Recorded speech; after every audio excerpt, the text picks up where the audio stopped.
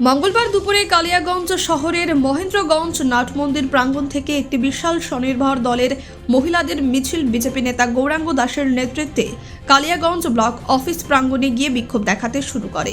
স্বনির্ভর গোষ্ঠীর সংঘ ও মহাসংঘের নির্বাচন করার দাবি সহ স্বনির্ভর গোষ্ঠীর কর্মীদের কাজ দেবার দাবিতে কালিয়াগঞ্জ ব্লকে বিক্ষোভ দেখায়।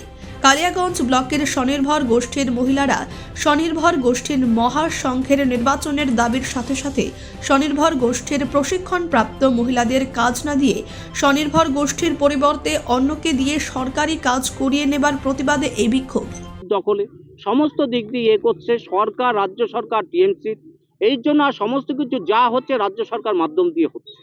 ওর জন্য এই বিষয়টা নিয়ে এদের প্রত্যেকটা মেম্বার তারা তাদের মতন ইন্টারনাল তাদের মতন তারা চেষ্টা করছে, প্রতিবাদ করছে। কিন্তু প্র্যাকটিক্যাল ফিল্ডে আমাদের এখানকার এসএসজি গ্রুপে বিভিন্ন মহিলারা তাদের নিজস্ব লড়াই তাদেরকে লড়তে হবে। তাদের লড়াই তারা করছে, তাদের জন্য আমরা সব সময় পিছনে আছি, সাথে আছি। তারা এগিয়ে চলবে, আমরা তাদের সাথে আছি। সিপিএম কংগ্রেস একটা অভিযোগ করে যে যারা বিরোধীতে বসে আছে আসনে তারা কোনো আন্দোলনের মুখ দেখাতে পারে না, কারণ তাদের ক্ষমতা থাকা সত্ত্বেও তাদের মেম্বার আছে, পঞ্চায়েত সমিতি মেম্বার রয়েছে, তারপরেও তাদের পঞ্চায়েতে কোনো আন্দোলন নেই। দেখুন, এই বিষয়টা আজকের সাথে এর সাথে যুক্ত নয়। আমি যেদিন রাজনৈতিকভাবে আমি বসবো, রাজনৈতিক পতাকা ধরে যেদিন আন্দোলনে থাকবো, সেই দিন রাজনৈতিক প্রশ্নের উত্তর দেব।